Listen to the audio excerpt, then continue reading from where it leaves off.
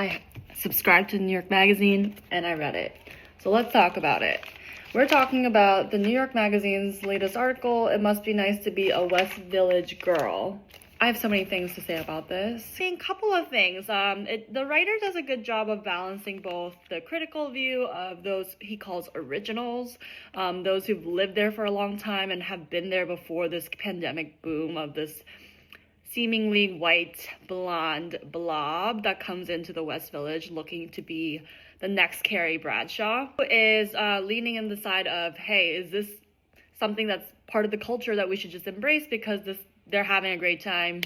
The West Village is their sorority and they're living their best lives. Here's my critique on this whole argument. Like, is basic a bad thing? Homogeneity a bad thing? Not necessarily. However, I think the issue that I have with this article, one being prominently faced as the cover image, cover story of what's happening in the zeitgeist right now. And biggest issue for me in this entire article is basically that everybody he spoke to was like, this is fun for now, we're living our best lives, but I'm probably gonna move out in 5 years.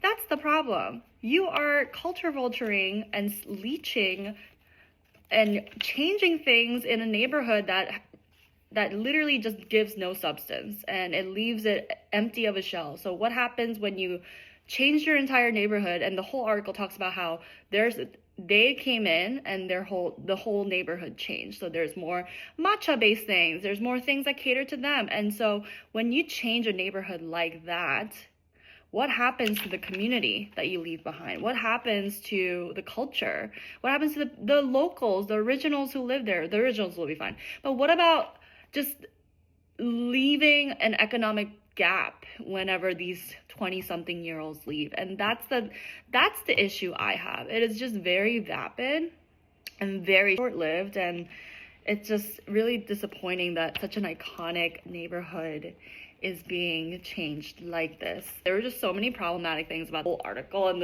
the people that were interviewed that just shows their psyche into who they are. Let me give you an example. By the way, everybody in this article is like under 30, under 27. You can have a Cartier love bracelet and still care about immigrant rights. Everyone's like, they have so much money. Where are they getting this money?